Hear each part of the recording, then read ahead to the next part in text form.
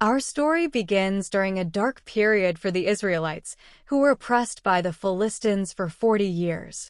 In the town of Zorah, there lived a man named Manoah from the tribe of Dan. Manoah's wife was barren and had no children. One day, the angel of Yahuah appeared to her and said, "You are barren and childless, but you are going to become pregnant and give birth to a son. Now see to it that you drink no wine or other fermented drink, and do not eat anything unclean.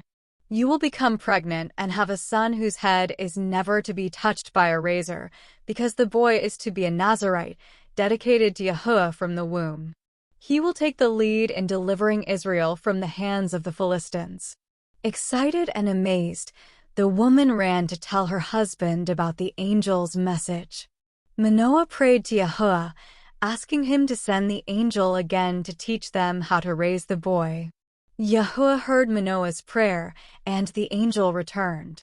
Manoah asked the angel, "When your words are fulfilled, what is to be the rule that governs the boy's life and work?" The angel reiterated the instructions. Manoah's wife must follow all that had been commanded. Soon after, Manoah's wife gave birth to a son, and they named him Samson.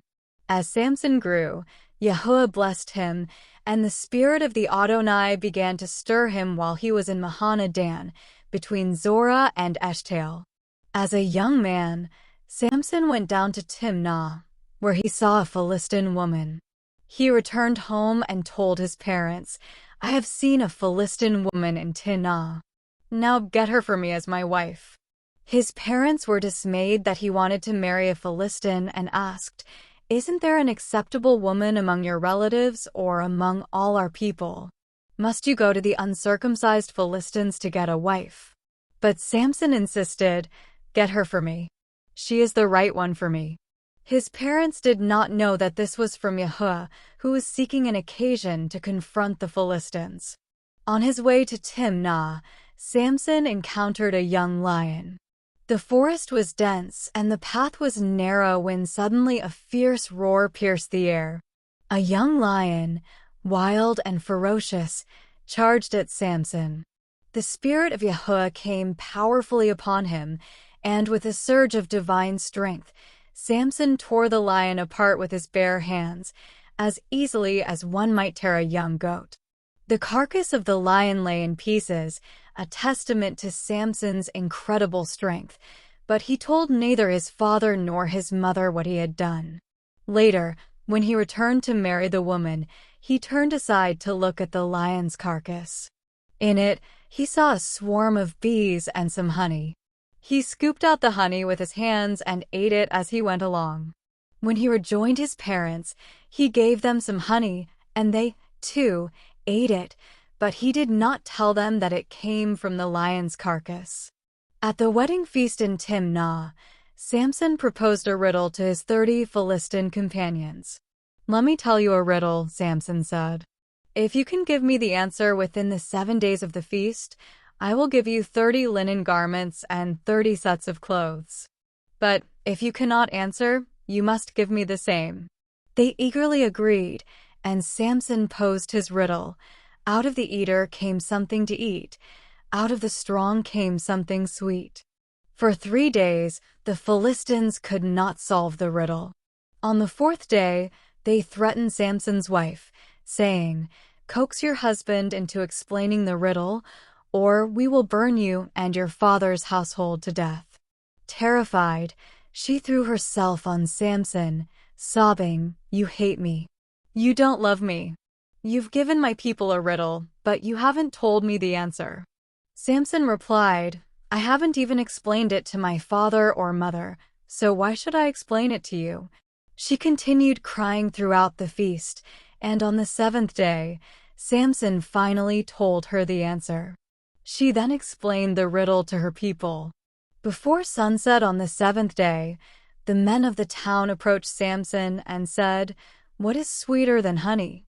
What is stronger than a lion?" Furious, Samson said, "If you had not plowed with my heifer, you would not have solved my riddle." Then the Spirit of Yahuah came powerfully upon him. He went down to Ashkelon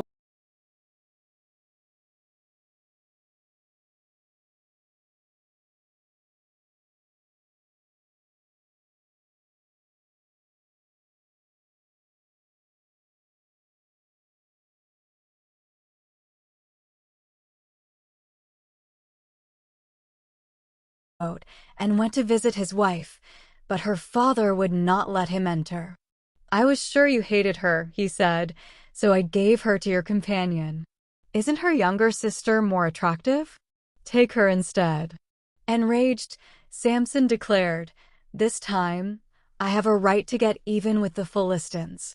He caught 300 foxes, tied them tail to tail in pairs, fastened torches to their tails, lit the torches, and released the foxes into the Philistine fields. Their grain, vineyards, and olive groves went up in flames. When the Philistines discovered what Samson had done, they burned his wife and her father to death.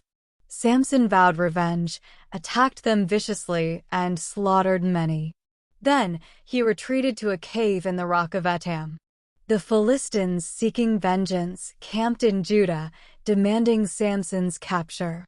The people of Judah, fearing the Philistines, went to Samson and said, "Don't you realize the Philistines are rulers over us?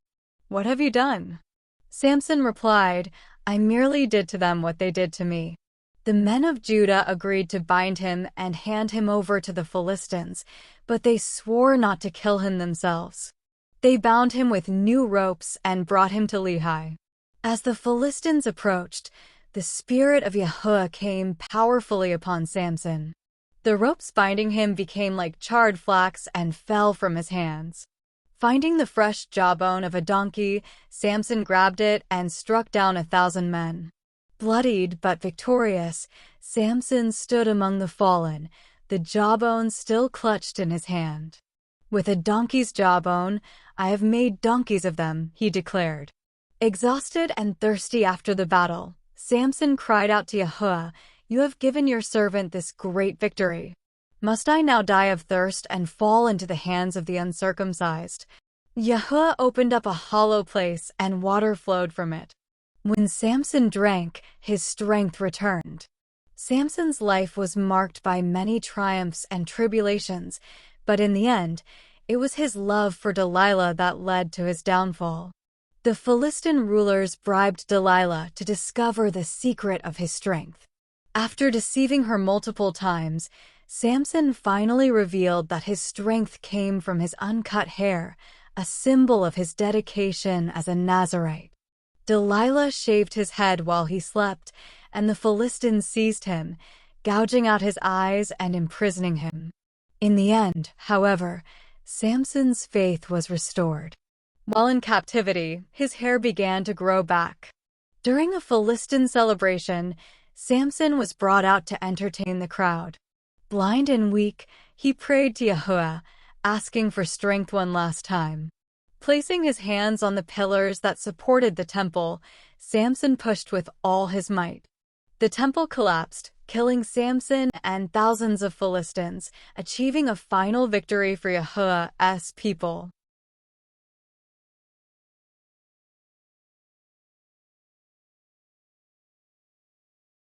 Dear fellows in Messiah, thanks for watching. If you like the video, please do like, comment, and subscribe your channel, which share Yahuah's messages with you. Please share these videos with your friends and family also. Shalom.